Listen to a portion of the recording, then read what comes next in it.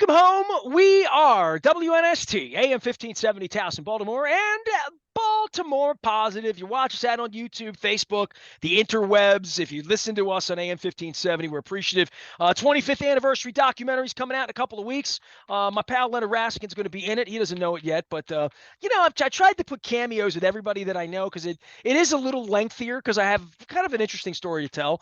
And some good friends have been involved in this. I just want to give some love to Gina Schock and Keith Brewer and John Allen and Mickey Coachella and Ray Bachman and Mike Brillhart for swooping in and contributing. We're going to be kicking off the Maryland Crab Cake Tour in an anniversary month for us here at Costas on the 9th. That's Tuesday. We're going to be talking about the tragedy at the Key Bridge. The Maryland Lottery sending me out with 10 times the cash. We'll have some Pac-Man giveaways probably by Friday when we get to Fadley's on the 12th. We are live at Fadley's from 2 until 5. Luke Jones will be live like Brent Musburger each and every Friday. And Leonard Raskin, I don't know if I'm going to have already opened the bottle of the Prisoner. And my wife is Wow. chasing the solar eclipse this week, and I'm sort of home alone. And Very I don't cool. know if I'm getting my press credential back or not, but I'm not opening this bottle of the Prisoner until I get my press credential back because I have learned that the prison was not Peter Angelos or John Angelos withstanding my media credential. It's just more sort of the indignity of being a real media member and having legitimate people tell me that, not Chad Steele, legitimate people tell me that I'm not a media member. So I have the bottle. I just want you to know, because you know about the bottle. You know the Prisoner has been released. But for my heart and my spirit, seeing Cal Ripken on opening day, and we have not been together, since all of this madness happened on opening day. We were anticipating. The bridge fell. We did a whole thing on the bridge, you and I, last week because it was raw. It's still raw. I'll be down at Costas. How are you? It's tax season. You have any crazy All clients? good. Probably not, because you keep people like me in line, right? Well, yeah, but we got some last minute folks, not including or including yours truly. Yeah, exactly. You're right. I mean, I am the guy who was on the phone No, with I'm you on Tuesday talking saying, me. I'm talking me. I'm a habitual extension filer. I have no concern.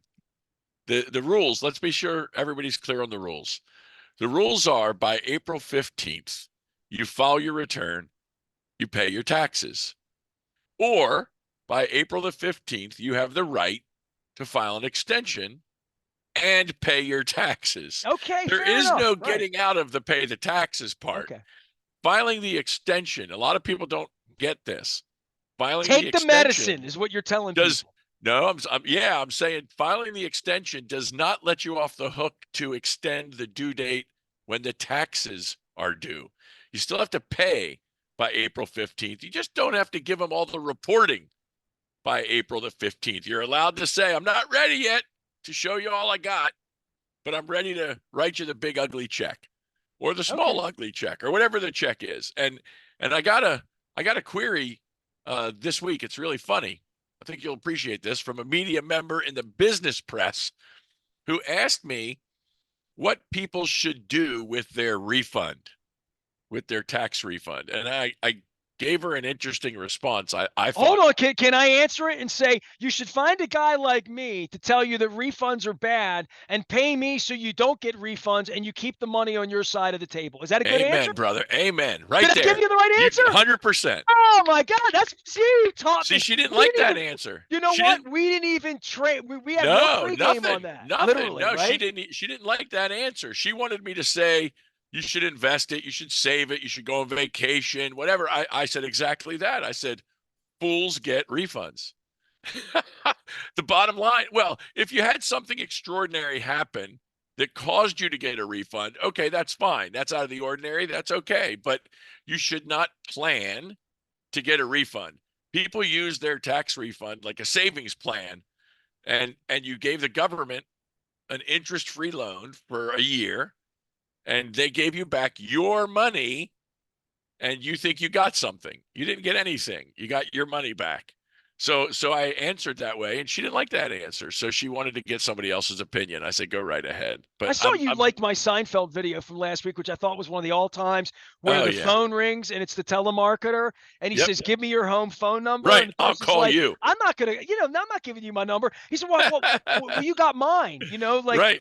This is don't Right. call me. Goodbye. You know. That's it. So there's a little bit of that. That was back in the day before caller ID and the do not call registry and everything else, man. Dude, on a political level, I know you don't want to hear this. I got Joe Biden's people, Trump's people. They text me, give money. I can't believe Everybody it. wants. And look here, I get texts.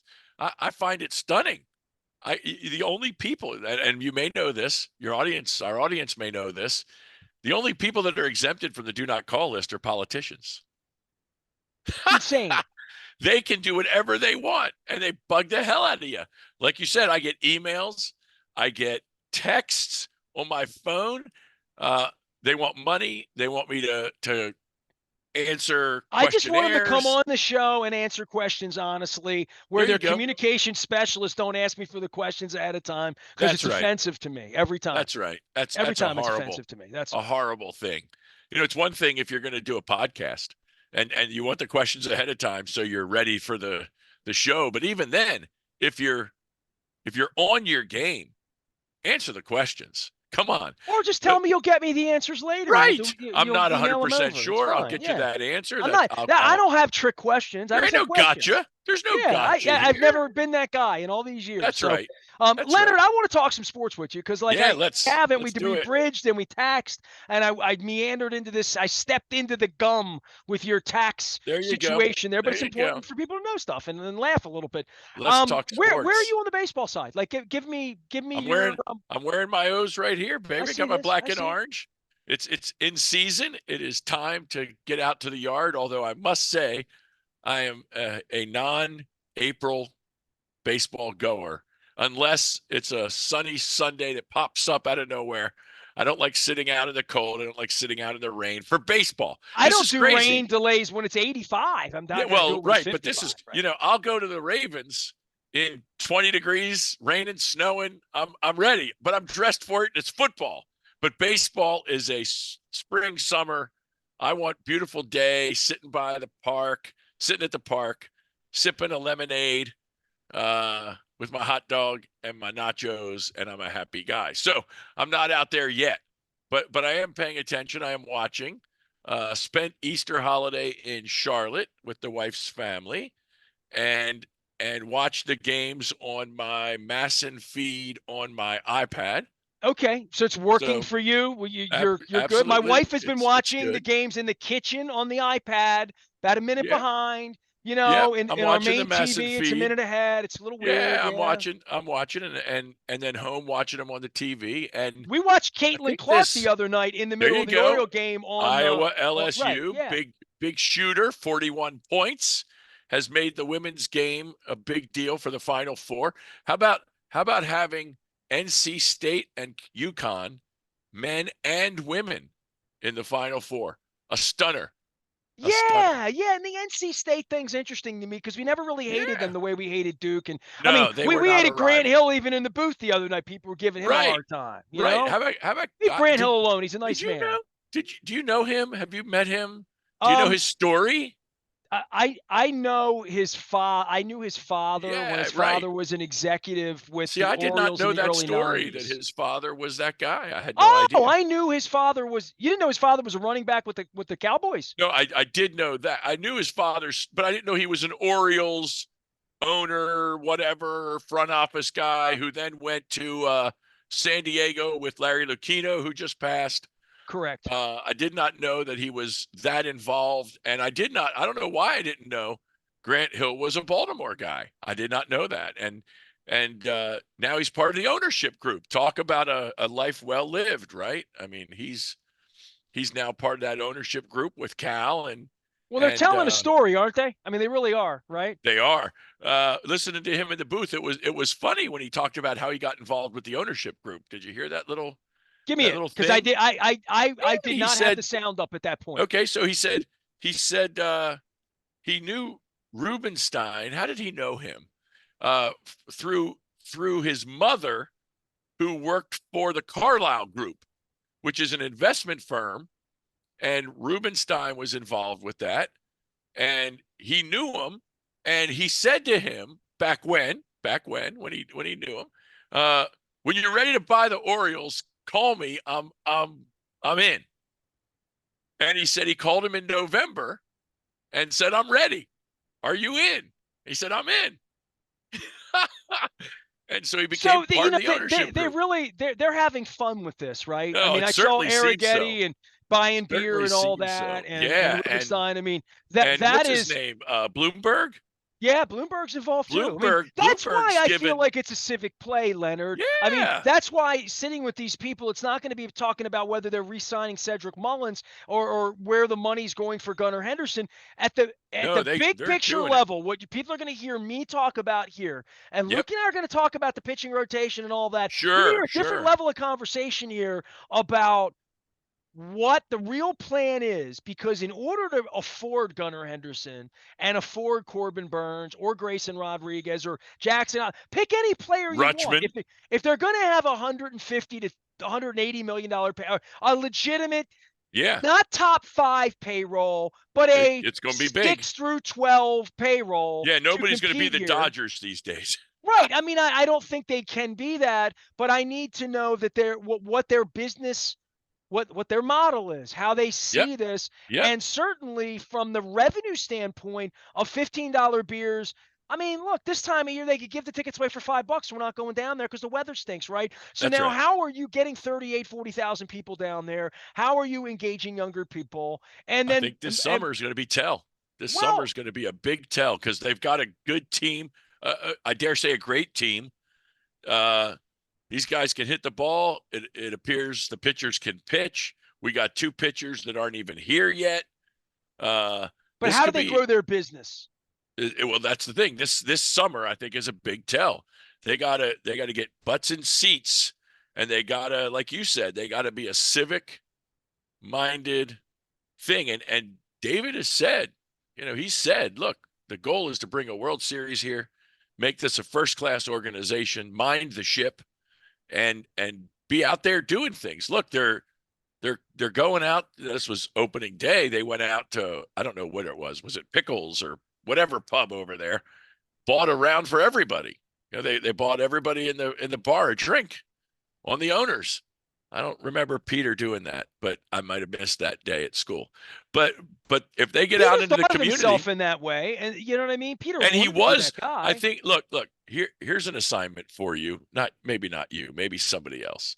And I know you wrote stuff, but somebody's got to write the book on Peter Angelos, right? Somebody's got to close that chapter and write that book because the who knows what the real Peter Angelos was, right? You got lawyers that worked for him. You got baseball people that worked for him. You got apparently from his lawyer, who would, of course, put the best face forward, and his friends, the man gave, other than charitable, I mean, help people left and right in his lifetime, but then was disliked by a lot of people as well. So really a dichotomy of the man. And these guys look like they want to go out there and make it happen. And they're going to find a way to bring people to this park. And that's what they got to do. They got to reach out to Howard County and Baltimore County and Montgomery County, people that don't want the Nationals. And they got to reach out and say, the Orioles are your team, and we want you here to bring home the World Series. And then they got to show up, like you said, and pay a couple players and prove that these guys are going to be here for a while, that it's not a flash in the pan 1 or 2 years, and we are the Montreal Expos of the past. So We I groom want to them do a and little we get math rid of with them. you. I want to do a little math with you because you Yeah, mentioned Peter. sure. And by the way, the Peter thing, I had Tom Lavero on this week talking about Peter Angelos for real. I had Janet Marie Smith on talking about stadium and the Key Bridge falling and Yep. architecture. Yep. And she was very fond of Peter. And I said to Yeah. her, I know you're fond of Peter. So she went on about Sarasota and building stadium and how much he Right. cared. Fair enough. He did not save the franchise for the city. Let's say, No, we who know. did? Look. Larry Lucchino and Edward Bennett Right. Williams did. Right. So, That's right. but I want to do math for you. Okay. You ready Yeah, for let's this? do it. So Got it. I did write a book on Peter Angelos. It's called The Peter Yeah. Principles. You can go read Yep. it. Yep. In it, in chapter 1, and this was verified by, I'm a journalist. I'm not, Right. I mean, I wrote it has nothing to do, it's a third person story about Peter Angelos, right? Yeah. It's a term Yeah. paper.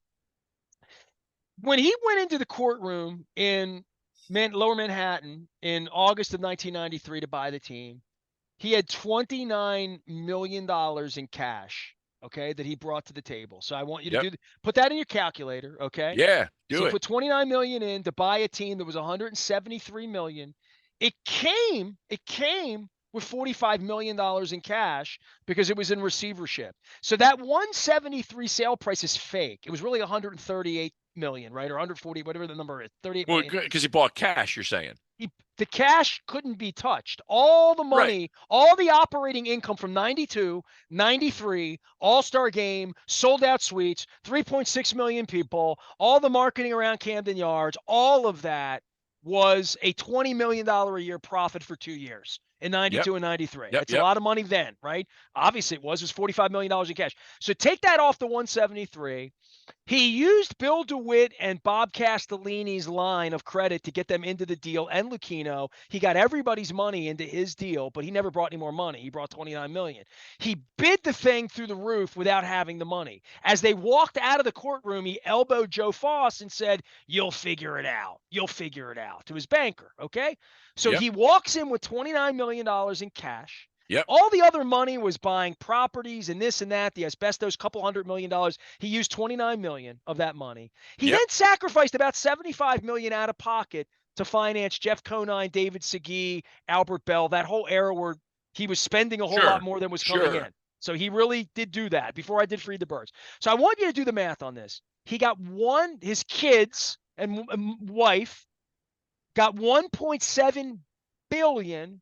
billion dollars. Yep. Yep. So I Yep. started thinking about the difference between 29 million Yep. and 1.7 because it's funny money. But it's And how math. long It's did he math. own him? How long did he own him? 32 years, All 31 right. years, 31 years. So here's what I did on this. And Yeah. this is my Dundalk math. You ready for this? Go ahead. Go This is the ahead. way I did it. I can even pull my calculator up. I could pull my Go ahead. calculator up. I did 52 weeks in a year times Yep. 32 years because it wasn't 30. It would have it's only 31 years, about 31 Okay. Go years, but ahead. Go ahead. 1,650, give or take, weeks that he owned the team. Yeah. 1,650 Okay. weeks he owned the Okay. team, and he made almost $1.7 billion. As Sure. I do the math on that, think about this. Yep. He Yep. made $1 million a week, $1 Okay. million a week, Okay. every week he owned the baseball team Okay. in addition to the hundreds of millions of dollars that they siphoned in their own way out of the Yeah. profit every year. Yeah. Yeah. I mean, Forbes reported they made 90 million on the they pocketed $90 million last year. That's because of the payroll being $40 million. I mean, they got 140 from the national deal. So but they're pocketing hundreds of millions of dollars as it went on. No, we'll never know how much money they took out of Masson and out of. We'll just never know. 30 years of Right. profit. They took profit Right. not in the aughts because they didn't, but once Masson came, they got all that money back, right? And the tax man would know about that, and the IRS would know about that, and all Yeah. that. Yeah. Yeah. He made $1 million a week, Okay. every week, So let me give you some and math. wrecked it and it's burning for the new people. The new people pick it up and it's a shell of what it could be from a season ticket standpoint, from a media standpoint, from an advertising standpoint, from a fan community standpoint, from a click stand, from every measurable standpoint. He's left it burning, other than the team's good, but the payroll isn't. And he made $1 million a week, Leonard Raskin. It's a deal of a lifetime. And Yeah. So his wife was mortified, thinking, "Oh my God, you took every nickel we've ever made and you bought a baseball team." Like so it's let me give you crazy how much money he made. some facts And and that you were data. trying to make him a sympathetic figure 5 minutes ago, by the way. No. But go ahead. No. No. No. Look, I'm all about capitalism, baby. So money is money. Okay. I'm going to give you some math on the other side. Let's say he had $29 million, which is what you're saying he put down on the team, right? Right. And we don't know the other variables. We can fill in some blanks and figure out maybe. But let's say he put in $29 million Into Disney. into any company America and held that stock for 31 years, sold that stock for $1.7 billion. You with me? Yes. without accounting for any cash flow along the way that was either cost or revenue. So we're neutralizing all the He owned a profitability rock. of He just owned a rock. right for 31 years. The annual average percentage return on investment is 14%. 14%. Now, for the average investor, that's phenomenal. But if you're a business owner, a 14% return is pretty nominal on your investment. Okay, you got to do better than that to own a business. So the equation then is, how much money did he take out per year? Tons. Well, if we look back at the records, I'm not crying for the man's profitability. What I'm saying is, What you should have done back in '92 is put together a consortium that came up with that kind of money to be of able course. Well, to he pull did. this off. He did. He did. And he put up 29 million and he borrowed the rest. So there's some interest cost, but he had revenue. So that offsets the cost. So when you figure out the net. Well, that's how he bought Cal Ripken and Alomar and Palmero, like all his players, because right. So I go back to the original sin, Leonard Raskin. They can't afford these players at this particular operation where there's sold out on opening day. People want $9 tickets the rest of the way because that's the fan base, because they don't have rich fans. We're not a rich market. We're not New York. We don't have bankers and investors. We don't have Reston, Virginia anymore and Washington, D.C. money and Northrop Grumman money. Where is that money coming from? It's coming from the common man here. They got a lot of work to do. They do, and they got to figure out how to sell this fan base on how great this team is and why it is and here's the key, right? Better experience to see it at Oriole Park than to see it on your couch on Masson. Who makes the magic happen of Oriole baseball, Leonard Raskin? You make the magic of Oriole baseball happen, right? That's right. And I heard something the other day, which I think is just, who cares? Who cares thing. They were touting that Peter Angelos never sold the naming rights to the stadium. Okay, great. Could have just been more money. I'm betting we're going to have a name on this stadium soon. And you need that to afford to keep Cal Ripken. You have to have that in the modern era. That's exactly right. So M&T. Well, that's where I come into this and say it's great they have new ownership, but the accountability of a smart guy like me that's watched this, that they should be sitting and telling me what their strategy is, because I want to sell it to you, to tell you, Leonard, let's go buy in. The money, the $1,800 that the Ravens, actually $3,400, the Ravens don't take from me anymore because Chad Steele. If I give that to the Orioles, what do I get for that? And that's right. And Luke keeps saying to me, how often are you going to go when you have your press credential? I said, well, you know what? I would have been down there on Easter Sunday because Luke was celebrating. He's the deacon of his church. He's a man of God. Yeah. He, so Easter Sunday, we didn't have anybody in the seat there, which is a fundamental issue for me as a guy who owns a media company that I should be in that seat. But on a general basis, if they gave me my press pass back, and I have this bottle of the Prisoner. Have I shown you this before? Yeah, there you go. Bottle of the Prisoner. I'm not releasing it until I get my press pass back, because I imagine some conversations could happen. I hope that I do, but I hope that I do for this reason, Leonard. I want to give them money. I want to be a part of the Orange Club. I want to understand the Orange Club. I want to feel like a part. Who makes the magic? You make the magic. I've been here forever waiting for this time. But then there really are hard questions for them that only people like me are going to be able to ask, because I see what's left of the media and who would ask questions about the $600 million it has got. I mean, really benefited from the new lease, John Angelos, right? Like, he sold this thing for $1.7 billion to Rubenstein. Rubenstein's getting a $600 million rebate from the state on his house. It ain't a bad gig. Not a bad gig. Right? We've talked about the value of that. That's a good get. $1.7 billion, and you get $600 million up front. Well, right. Exactly. From you get a rebate.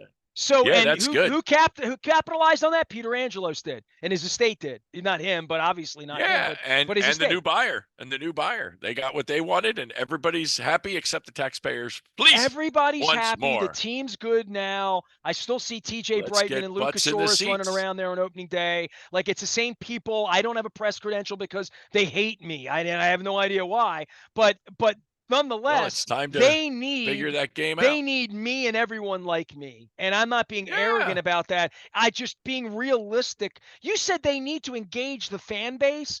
Yep. Agreed.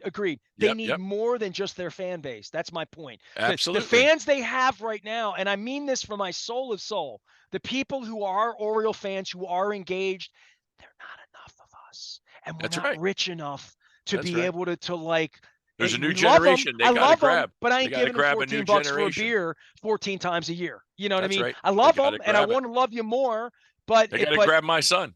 They got to get yeah, him. they got to right. Any other 21. tax this or that or baseball? You want to No, talk we're Ovechkin? good. You want to talk? You We're good? good.